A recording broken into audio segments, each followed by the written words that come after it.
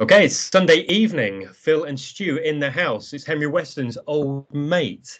It's good to be back. It's been another week. How's it been for you, Stu? Been a good week. Yeah, very good week actually. What have we done? Been busy. Work was busy. I went back to work Tuesday, didn't I? So I had the final day of the extended half term last week. We got on a train and came back. That was the extent of we didn't do much when we got to our destination. It was Canterbury, and then just slipped into the work routine. Been off this weekend. Tend to only do 1 in 4 in the winter, which is nice. So in theory, it's the wind down period. But mental health seems well, physical health seems well. So I guess we'll say I'm well. Good to hear. Good to hear. And obviously we're back at this. I can't imagine that we're going to get to a point where I ask you if you're still sober and you say, actually, no, I'm no, I'm just on the vodka lemonades. Yeah, no.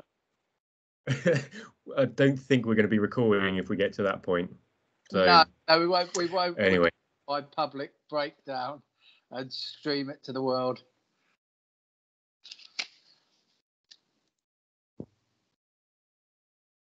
Yeah, let's not do that. That would just be horrific. Okay, so tonight's episode, we're going to be.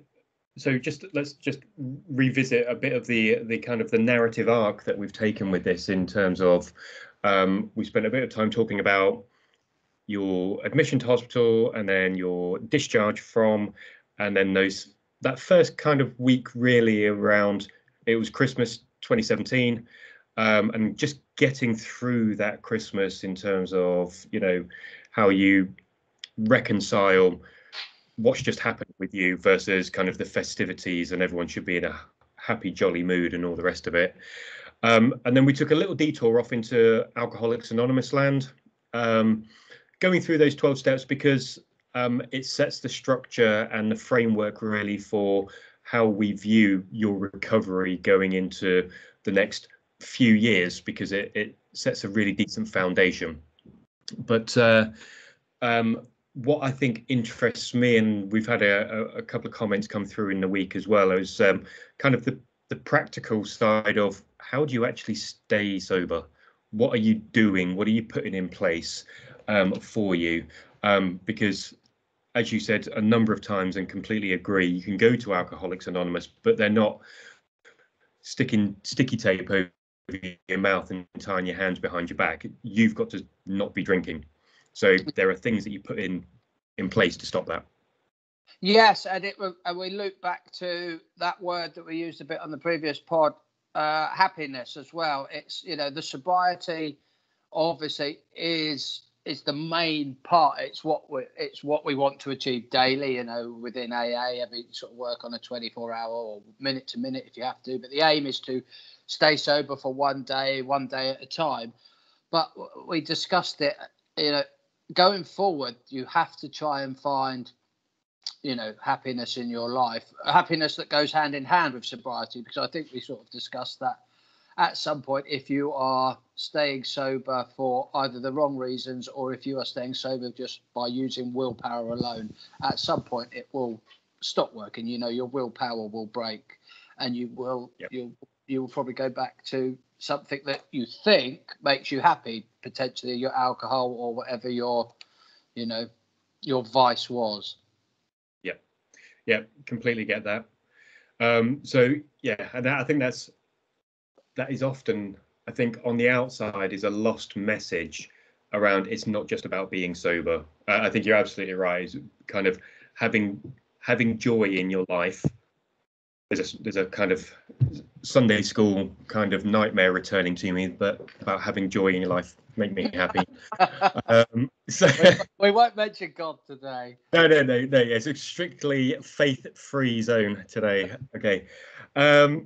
Okay, so let's go into it. And I think the first one really.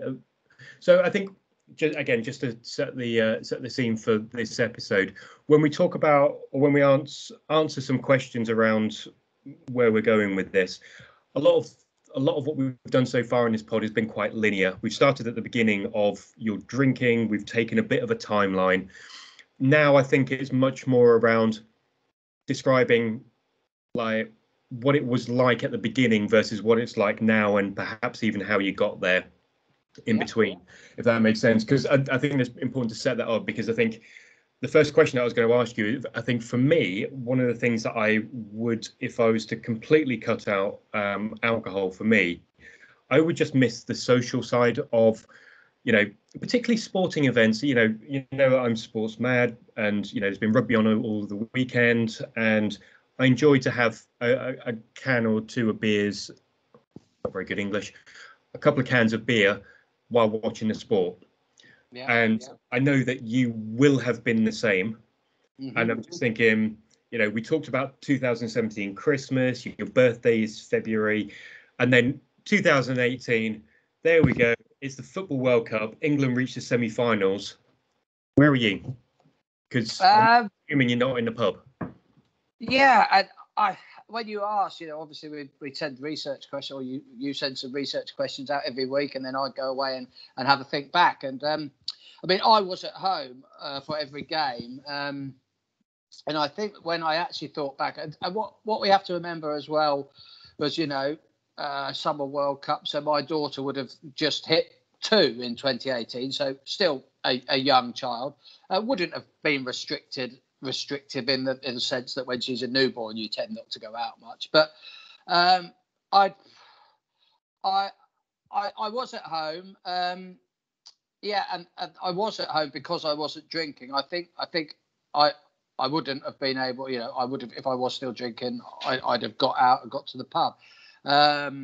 My drinking buddies, sort of Cookie and Northie's not around as much now, and my middle brother Paul was local at the time, but was doing a lot of his drinking in Sandwich. He'd moved away from the Deal area, not far, but my social circle was smaller. But I'd have probably still gone down the pub had I been drinking. But in 2018, I was doing everything. We're getting some dodgy feedback there, are we, Phil? I got everything except in 2018 I did everything but, and then we missed the magic. Yeah, sorry. In 2018, everything was at home. That was certainly I'd say the first 8 months. That the summer, I avoided socialising because I hadn't learned. I probably didn't want to learn yet what going out without drinking was. And we'll sort of get on to discuss that in a minute, I'm sure. But certainly that World Cup, I watched every game at home. I remember, well, it's going to sound silly, I think I remember the Sweden game, watched that performance. I remember watching that with my wife. But I don't really recall all that much else. So obviously Trippier scored the early goal against Croatia in the semi, and we lost that, didn't we? But yes, it was all watched from my sofa, and that was because I was still learning, or I had yet to learn how to go out and not drink. Okay, and so we seem to be, well, this question is very much based around around football, but this year there's been another tournament. Again, England have done pretty well in it. Is your approach to watching sport anymore? Is it any? Although the location might be different, or it might be the same, you might have watched all the games at home.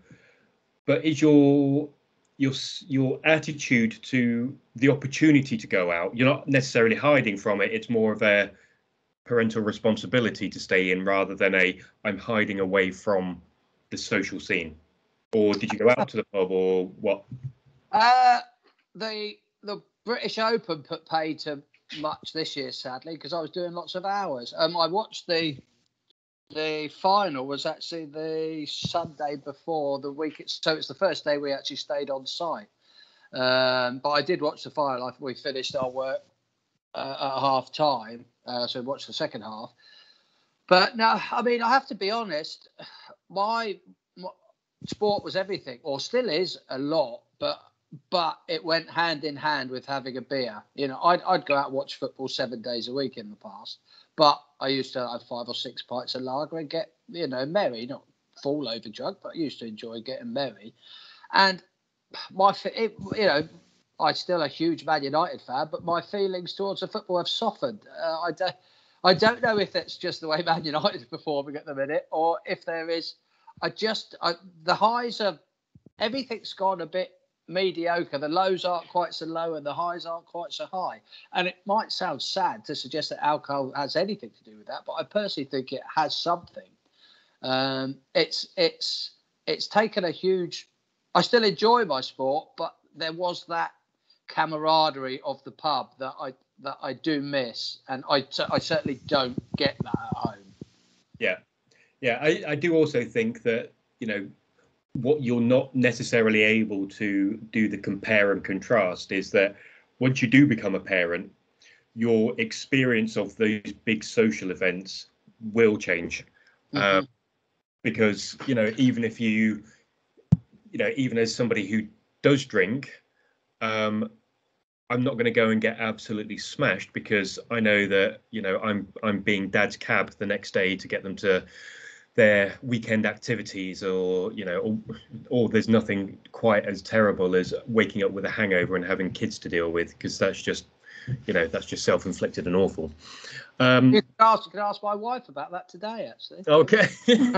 Well, there's a question I want to ask, actually, because we're going to talk about kind of acceptance of people close to you drinking. But I think while we're still on the sports topic, I just want to go into kind of, you used to be a pretty good, very good. Let's remove the modesty. A very good cricketer. Half decent. I was all right. Yeah. Yeah. Scored lots of runs. You stood behind the stumps. Irritatingly, anytime I played against you, you were either just bagging me out, or you sit in the field and you'd run me out because I'm just anyway. Sorry. I get that's all right. It doesn't hurt unless I talk about it. So, but when did you stop playing cricket as frequently as you were? I mean, at one point you were all over it. Yeah, well, I think the cricket stopped. I mean, I think I stopped properly. I think about 2013, 2012. I stopped playing a little bit locally because I used, anyone who's read my blogs, I used to get in a lot of trouble playing cricket, and it got to the point where I think and I think a lot of that was alcohol related. Playing with obviously, my drinking was, I never used to let drinking get in the way of my sport, even though we played it at a reasonable level. But at some point, it got to the point where it was obvious that I couldn't, me and cricket weren't getting on. And then I did start playing. I played a summer at uni up in the Walsall or the Wolverhampton League, actually, some lower level stuff in a very strong cricket league, but played some sort of second team stuff. But locally, I certainly haven't played a full season for coming up on a decade now, I reckon. Okay. So kind of entering sobriety wasn't necessarily impacted on cricket, but were you doing any other sport? I'm just thinking because there's always that scene, isn't there, that you either go for a round of golf, you play cricket, end of a football match, darts. And you said that you used to go to darts, and that used to be part of kind of you drinking anyway. But there's always that social scene at the end of it in kind of amateur sports. Yeah, no, I started playing a lot of squash, but squash is a quick game, isn't it? You're only out the house for sort of 40. Well, you're out the house for an hour because you go and play 40 minutes of squash. And again, my golf should be playing more golf, but haven't. I mean, have I played any? I have played a couple of staff matches or one staff match in sobriety. And that was slightly funny. You sort of come off and everyone is, you almost after the staff match, you get welcomed into the members bar and literally have an alcoholic drink shoved in your hand. I mean, I didn't, but it was when I sort of declined an alcoholic drink, I remember it wasn't an issue at all, but it was a little bit, and because I'm almost reaching for it thinking, well, no. And then I'm a bit like, oh, well, what do you do? Because every time I finish golf before, I always have a pint of lager. Yeah. And I get that. And it's kind of like, and this kind of leads nicely into another question really around the social awkwardness versus stigma because I can imagine that somebody who knows you, who blindly kind of says, "Here, Stu, here's a drink," if it was me, I think I would be embarrassed that I'd forgotten and been so thoughtless. You might well have perhaps wanted to protect my embarrassment and just go, thanks very much, and go and put it down. So you said, when we talked about the 2018 football, that part of social circle had shrunk a little bit, daughter at home, and but there was definitely an avoidance because you're still learning to be sober. Yeah. When did you start to feel that there was an easing of that? Couple of years ago, I reckon I've been pretty good on it for a couple of years. I know certainly in 2018, in 2019, I didn't really do much, and sort of as I learned, in the early stages, I would only ever go out for an hour. I mean, I know that our pub, or my pub where I've always drunk and deal in the King's Head, a friend of ours used to travel, Matt, a guy we all met in the ski resort. He was living in Val d'Isere, and he's a performer, a singer, lone singer with the foot pedal and all that. What do you call it? The loop. I wondered where you were going with that. He's a performer and not really kind of. No, he's a singer songwriter, but he performs with the loop pedal. So it's like he's got like he's really quite clever with it. And he used to come down and play the pub 3, 4, 5, 6 times a year. And obviously, a lot of people would get together on a couple of occasions. Some of the Swedish contingent that we'd met in the ski resorts, they flew over. And I remember going out and being quite sad, really, because I could only stay for an hour or two at the most because, well, I just, at that point, if we went out at 5 o'clock one time, because the Swedes were over, so everyone was around. But by 7 o'clock, everyone was 4 or 5 pints in, and there's a couple of rounds of Jaeger bombs have been drunk, and I'm easy with that. But the conversation, there's 99% of the conversation are jacked up on fizzy wine and strong lager and Jaeger bombs, and I'm not. And the conversations, the headspaces are just completely different.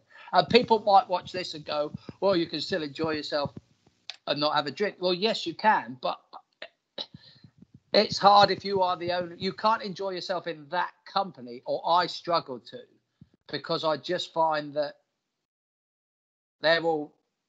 It's almost like, when you're not. There's that little in joke at work that you don't quite get, but you know the joke's not on you, but you're not really involved in it. And I find that when I'm the only one not drinking, it's just easier if I'm not here, because they don't want to talk to sober Stu, and they might not even be drunk, but your head's just in a different space. I don't know, it's hard to explain. Yeah, and I think there is a difference as well between, you can enjoy yourself without having a drink, but I think there's a difference between sharing a bottle of wine, or what would have been kind of having a bottle of wine over dinner, and or having friends around or anything like that, to what is going to be a long evening of people getting smashed and probably some some vomiting and some falling over and all of that sort of shit. And I think that there is a big difference there. And I think I get that. I do get the, everyone's a bit rowdy and boisterous, and actually you don't have the same oomph about you without having that level of alcohol in your system. Yeah, and again, I keep saying it. If you've read my blogs, or if we may have mentioned it on previous episodes of this, I was a drinker. I used to drink to get to that point that we're sort of discussing now. I used to drink at home, so I was at that point when I got to the pub, because I don't know, it might have been a bit of social anxiety, or I just used to think it was the way I like to do things. But I used to like to get to the pub sort of half cocked, so to speak, so I didn't have to waste 90 minutes drinking 4 pints of Stella. I used to like getting in there, having that little bit of silliness going on in the head, ready to cause a little bit of innocent trouble if you could. I like to be in that state early. Yeah. And was there any concern, fear, anxiety that staying out longer than the hour, maximum 2, might result in your resolve being broken, and one won't hurt, one drink won't hurt. Do you know? I don't think so, but it never really happened, because I obviously these occasions that I'm talking of pretty much tended to be with my wife. I do remember a couple of occasions went out with sort of the work lads, and potentially, I mean, I was never tempted, but I think without my wife's company, yes, it could have been tested, and I may or probably was a bit wary of that. And I would have made a very conscious effort not to get caught up, potentially in a compromising situation where my guard did slip. I mean, I don't think it would have, and it certainly wouldn't have in the company of my wife, in the company of people who know my situation in the King's Head. And everyone at work knows my situation, but lads only, late night, yeah, exactly, one won't hurt. And I something, one won't hurt. I could have, I could have stumbled quite easily. Yeah. Okay. So when we kind of stopped recording last week, and we started to have a few ideas about what this episode was going to be like, you told a really interesting story that got me thinking around what you do when you meet strangers in a social setting. So you described a kind of some awkwardness at a wedding. Yeah. Do you want to talk to us about, kind of set it up, and then we'll go into some kind of discussion around it? Oh, well, I mean, the incident, it was, I'd say 5 or 6 weeks, it's probably 2 months ago now. We attended a wedding in Norwich. It was delayed a year late because of COVID. It was with 2 good friends of mine, Mark and Emily, got married. I went to uni with them. And we were sat on a table with 3 other couples from uni, and then another couple who was a friend of the bride, a friend of Emily's.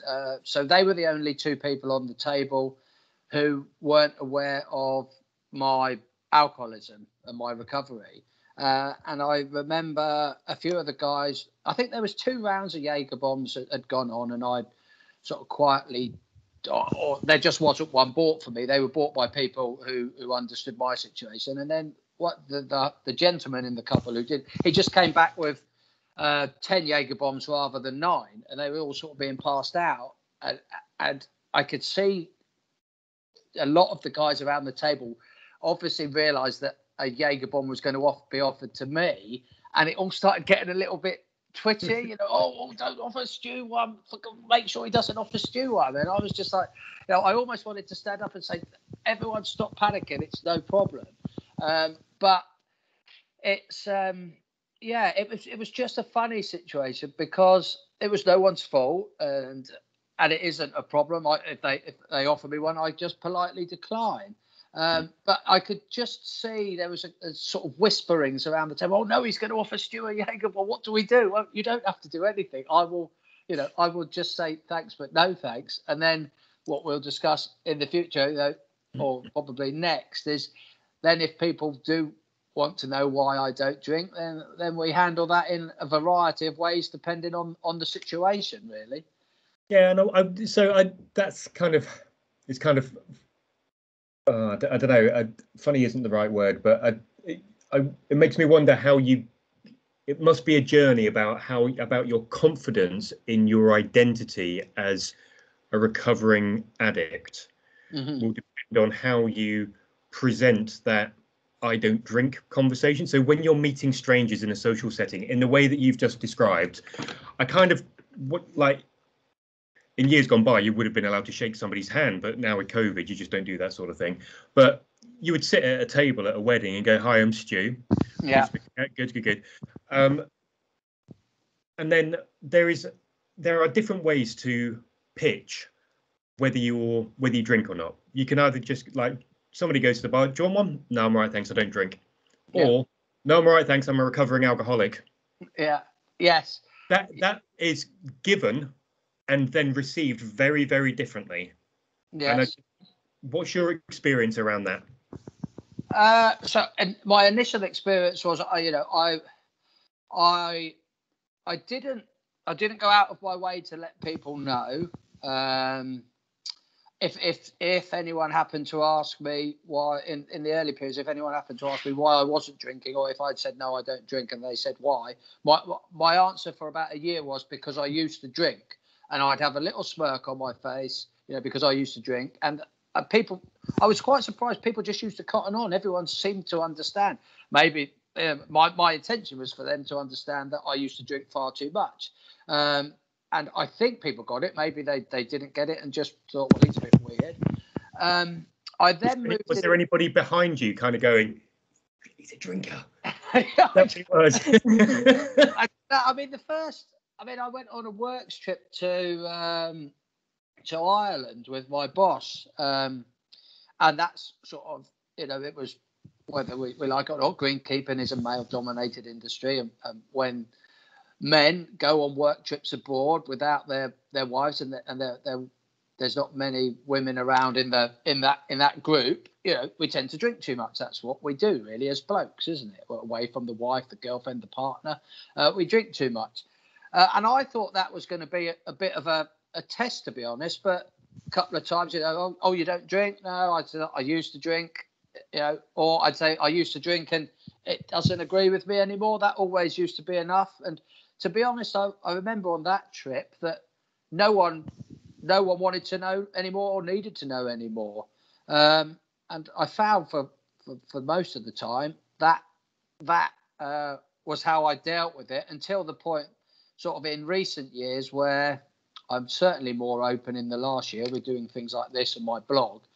But I did get a lot more comfortable. I would occasionally it depended on my mood. If I wasn't in the best of moods, I could be a bit arsey. I might, or didn't particularly like someone's company, I might say, look, I'm a recovering alcoholic, blah, blah, blah, almost to make it a bit of an awkward point, which wasn't the right approach. But now, if someone asked me today, if they asked me why I don't drink, my answer would be, I'm a recovering alcoholic.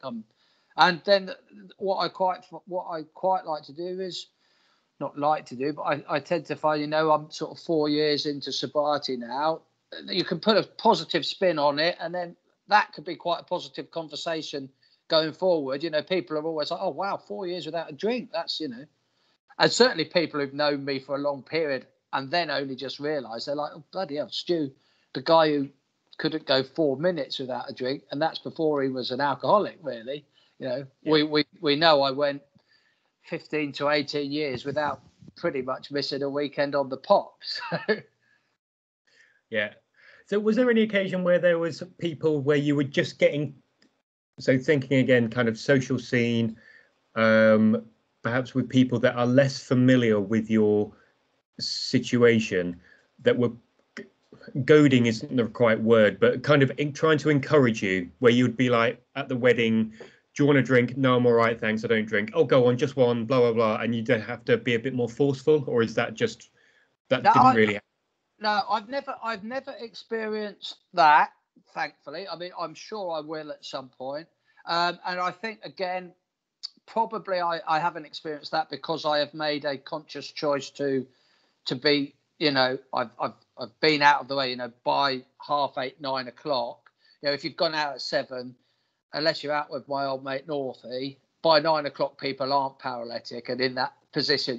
If I'm there at 10:30 and everyone's 7 or 8 drinks in, I expect, I'd have experienced it more. But I've made the decision to distance myself. But I've had the 2 occasions famously that I've written about with my mate Tribey over in Oz, when I explained the situation to him, and he innocently replied, oh yeah, it's no problem, we don't have to go out and get smashed, we'll just have 1 or 2. And I'm like, yeah, but I don't drink at all. And then with my other good friend James, I'm sure he doesn't mind me mentioning it again, that mentioned I think a trip we were potentially planning, and he sort of just rolled off his tongue, oh yeah, but don't worry, you'll be back drinking by then.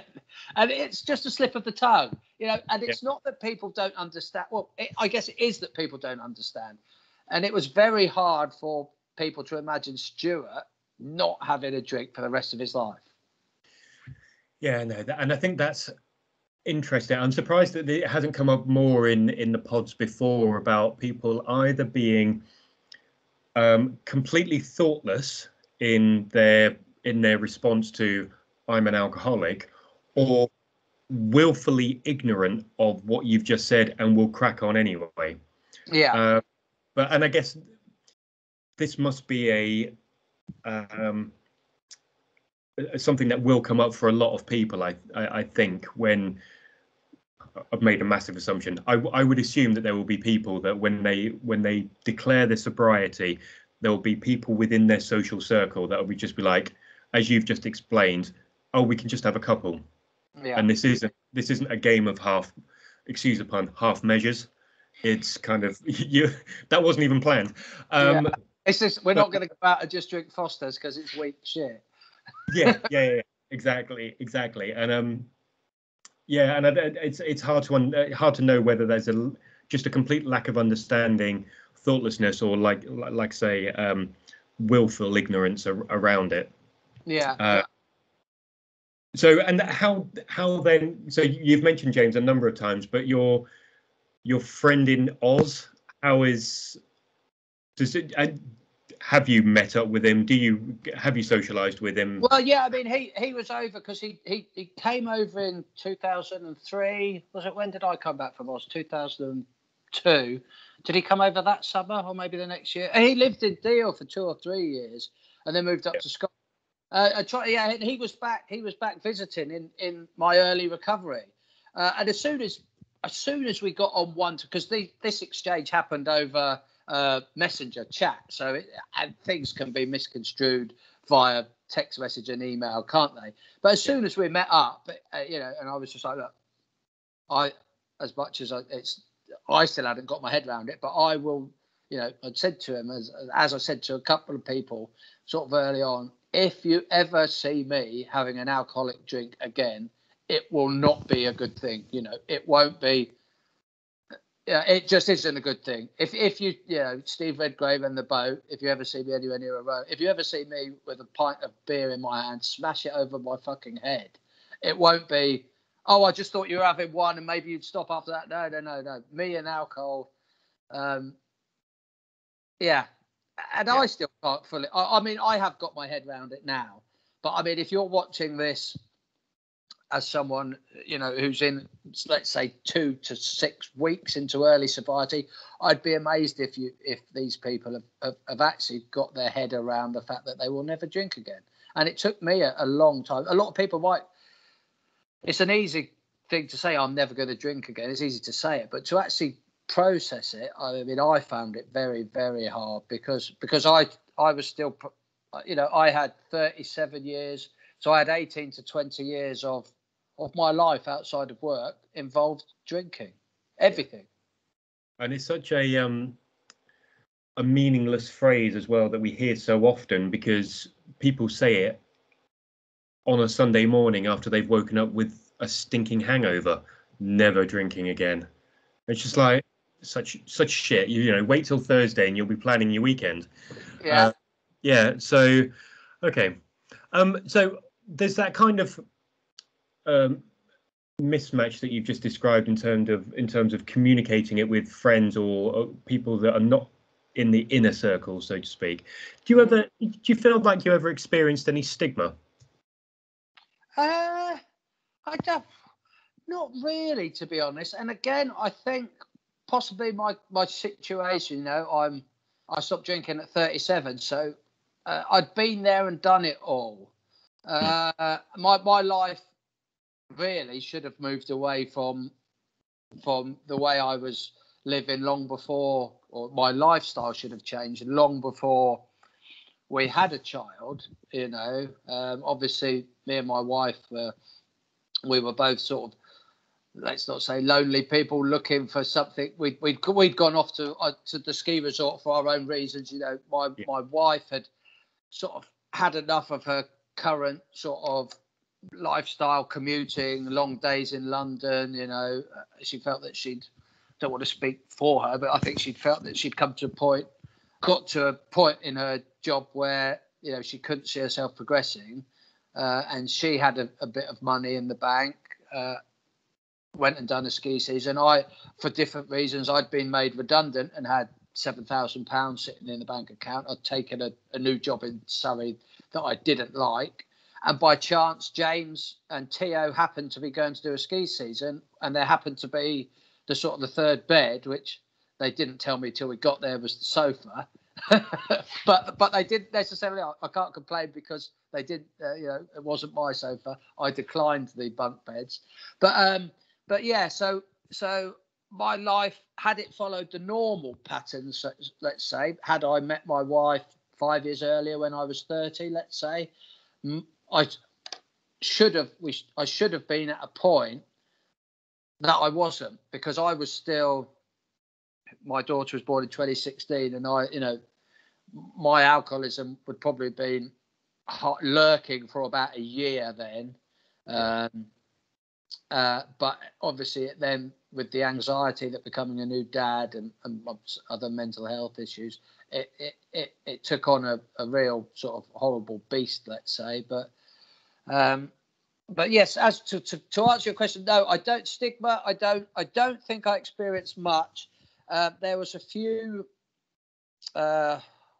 a few funny rumours going around town in the early month or two of my sobriety, but that doesn't really need addressing here. It would only, that it was strange. But no, I mean, I've read awful stories on social media of people sort of being ghosted by their social groups because they don't drink. But I think I think that's probably more in the younger age demographic. You know, I wrote a blog once. If I'd had to stop drinking at 23, I think the only way I could have done it, I think I wrote, I'd have had to move to the moon or something, because I couldn't have stopped drinking and stayed living in Deal. I don't know what I would have done. I'd have had nothing to do. Yeah, and I think it's not. I don't think it's even Deal. I think if you reflect back, you didn't necessarily have a social circle when you were living in the Netherlands, but you were still managing to pack some away, weren't you? So yes, that was a good. Yeah. Yeah. And I think that's quite refreshing in that what you've just said there is, I don't know, that although you've got to the point in your life where you are because of alcohol, you can still recognize that you had some fun times and some good times with it without sticking it all in the bin and saying, that was an evil time. A new chapter. I'm going to forget about all of that stuff. I've moved on. And I think that is kind of keeps it real a little bit. That we're certainly never trying to preach that alcohol is bad. If you lose control, then it is.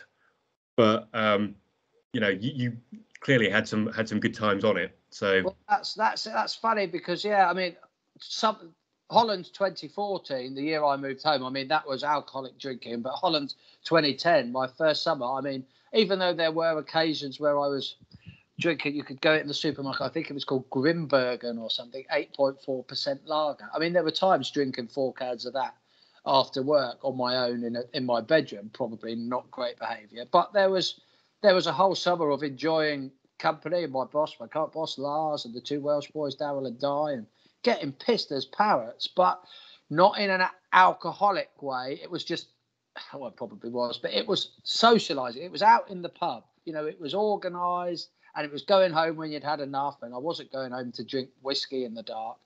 But yeah. Okay. So we're rapidly approaching kind of our self-imposed cutoff, but we'll probably leap over that a little bit, because I think there is an interesting conversation that you mentioned earlier on, and we had a listener's question come in to hwomthepod@gmail.com that wanted to discuss around the dynamic at home with Mrs. Butler, who I have to choose the words carefully, because any way that I've tried to say it makes it sound like she's an alcoholic. So she enjoys a drink. She's a drinker. She whatever that word is. So she still drinks alcohol, and there. So I'm making an assumption, but well, not assumption. We did address it when you were discharged from hospital. There was a time when there was no alcohol in the house. Yeah.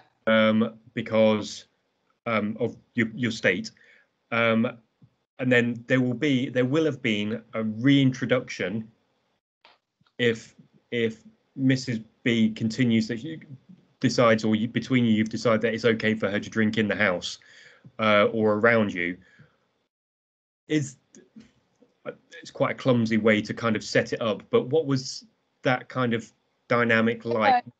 Well, it was. I mean, I think it was quite a short time period. I think, obviously, we discussed in one of the earlier pods that all alcohol was removed from the house in December. When I came out of hospital Christmas Eve, it's December 2017, there was no alcohol in the house.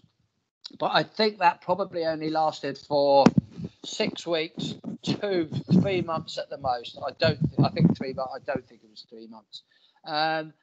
And then it was my wife. The first time, I mean, she drinks. She goes through 1 bottle of wine a week. You know, she's different to me. She wasn't a home. I mean, when she met me, she became a bit more of a home drinker, but only because I did. So if she wanted to have a drink, it tended to be at home because I like to stay at home and drink. But she would have brought a bottle of wine home in the shopping, and I remember she asked me if it was okay, or would I prefer if she sort of drank in the other room, and I was like, no, it's perfectly fine, and I was okay with it. And again, I refer back. I want to say it's lucky, or I feel lucky in a way, because I was so scarred from that time in hospital that I really haven't experienced the urge to have a social drink. The only time the few occasions in the last coming up for 4 years that I've been tempted to drink was under times of, mental strain, when anxiety was heightened, in a highly emotional state or a highly angry state, which luckily doesn't happen too often for me now. But the urge to crack a can because, I've had a hard day at work. It's not been there, luckily. But I think that's something that I think will creep in. And I wrote about it not so long ago. I think that's going to creep in the years to come. I can imagine 10 years from now, that hospital time will be very dull in my memory. Yeah. And the thought of a cold can of Stella after a long hot day in the summer will probably, I will imagine, it will start to niggle there a bit. I won't drink it, obviously, but that time in hospital that still haunts me, I can imagine there will be a period where it stops haunting me quite so much. Yeah, and pain and kind of emotional stress like that does tend to fade a little bit with time. So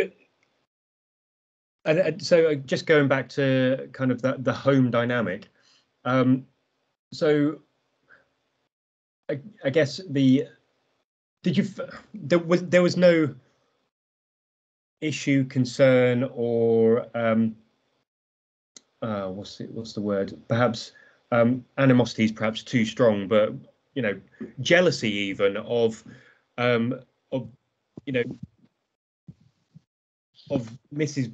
Butler going out, and even if she went out, there's a difference between like a social drink at home or a home drink while you're cooking the tea or whatever, versus a night on the tiles and her coming back and stinking of it, and you having to hold her hair back as she's vomiting and all the rest of it. Is that there was never any issue? You just kind of seemed to just kind of ease it, that sort of thing. I have, because I don't want to be that guy who looks down his nose at someone with a hangover, and I don't want to be that guy who says, "Oh, I think you've had enough." That husband, because I have to think back to everything that my wife went through in my dark times. She was right there next to me, and sadly, she didn't know what was going on because when I was playing up, and she'd see me drink 4 pints of cider, and I was playing up having a wee on the landing, when really I'd had 4 pints of cider and, you know, a bottle of vodka and 4 swigs of wine while she was in the living room.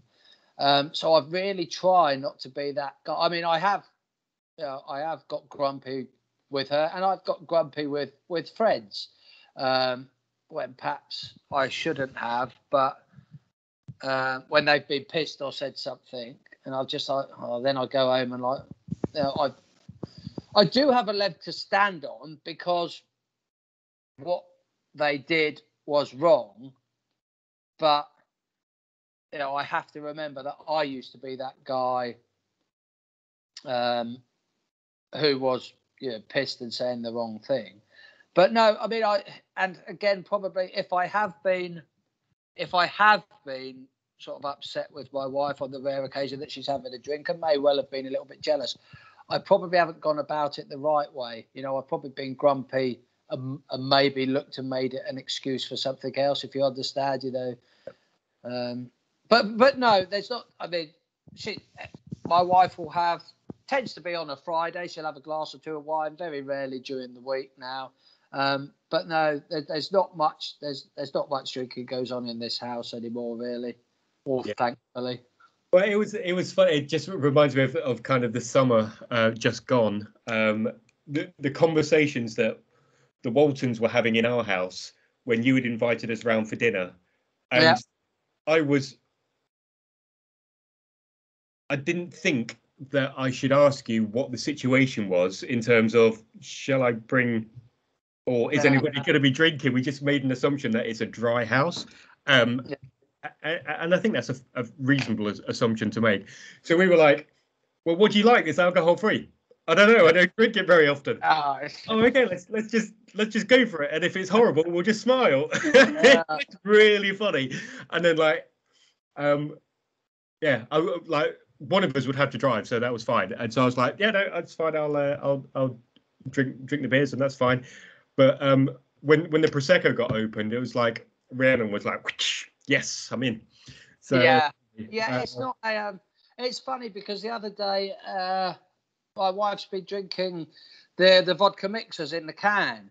Yeah. And I just said to her, you know, they're like 3 or 2.5 quid each or whatever. I was just like, why don't you just buy a £10 bottle of vodka and a £1 bottle of Diet Coke, and you know, and she said her answer, her non-alcoholic logical brain was, she was like, I don't want to have a bottle of vodka in the house. Nothing to do with me. She said, but I don't want to end up pouring myself too much vodka and sort of be suffering the next day. And there's me going, oh, that would be perfect. You know? Yeah. You can pour as much as you want in the glass and, you know, get pissed. But her brain was saying, I'm just going to stick to what's in the can. You know, I'm not worried if it costs a little bit more. Yeah. You said something a few minutes ago about not having a leg to stand on if you felt a little bit grumpy or your nose put out of place because somebody had said something. And I think that is one way. Clearly, that is one way to look at it. But I think to do some kind of reflection around that, there's also kind of what plays into that is alcoholism is an illness. An addiction is an illness, and whatever had happened in the past, and yes, you are responsible for it, but there are mitigations because it's an illness.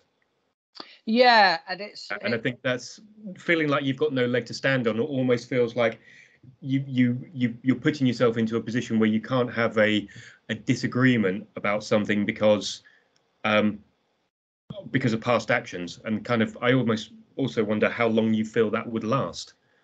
Yeah, well, I think now, again, if you follow my writing, I'm at the point where, yeah, I accept that I've said my sorries, and I said my sorries in the first few months, and they were all accepted. And it took me a good year or two to actually, you know, realise that a lot of things were my fault. And a lot of people watching this, or some people watching this, might say, well, it was 100% your fault, Stu. And I couldn't argue with that, their opinion. but yeah, I am now. It's if I'm struggling with the mental health, the easy thing to do is to sort of sit back and just say, well, I'm not going to get involved, or someone might say something, and I think, well, hang on a minute, I don't agree with that, but I'm not going to say anything because, if it's talking about alcohol, I said, well, you can't really say anything, look what you used to do. But no, moving forward, I am, yes, it is an illness. It's an awful illness. It's something that I'll be dealing with for the rest of my life. But yeah, and the acceptance that that I was ill, I am ill. Well, I will always be an addict. But yeah, like you say, it shouldn't stop me being able to offer an opinion. And if it shouldn't stop me being involved in a conversation where I might be able to say to someone, look, you've had too much to drink, you're being a wally, I think you should either stop drinking or go home. I shouldn't be scared to say that sort of thing, but I certainly have in the past. Yeah, and I think that the response to that, and yes, it would be fueled by alcohol, also shines a light on how well accepted your apologies were, really. Because if somebody's willing to throw that back in your face, it's just like, no one has, to be honest. Yeah, good. Okay, we have gone over time. Unless there's any other business section for you? There is. Okay. We forgot to do it at the beginning, but we've just got to give a little plug to December the 18th and my little fundraising thing. So it's December 18th. That will be 4 years of sobriety for my good or my bad self. I'm running a little charity fundraiser across my socials. It's simply called Stay Sober with Stu. All I've asked people to do is bear it in mind. It's Saturday, December the 18th. I am aware that will be a lot of people's staff dues, or people will be doing something alcohol related. I'm not expecting anyone to not drink on December the 18th, but if you could find the GoFundMe page and potentially donate maybe the cost of 1 pint of beer over the festive period. We've set a good target of £500. We've currently raised 230 quid. So it's going forward. So just to recap then, looking for a donation. If possible. Yeah, and then if anybody wants to join you in either marking the day. Yes. Recognise, celebrate your sobriety. That would be very welcome as well. But understand the social confines of that in and around Christmas and all the rest of it. December the 18th going forward, I'm going to try and do fundraising every year. But Stay Sober with Stu is something a bit like Heavy Western's Old Mate that hopefully we can use year round going forward to raise some money. Going forward, I will obviously not just be asking people for money. I will do some form of physical challenge. Maybe we'll get something running or cycling going on in the summer. But for now, December 18th, 2021, Stay Sober with Stu, even if it's just for 1 pint, £5. It will go a long way to help others. Perfect. Okay. Very good. On that note, then I think we'll wrap up, and it's been a good session. Really enjoyed that. There's been loads to think about, and I think it's probably given us a few ideas for moving forwards. Let's say hwom@gmail.com for any questions, or @StuButts on Twitter. Until next time, have a good week, Stu, and catch. Yeah, thanks a lot, mate.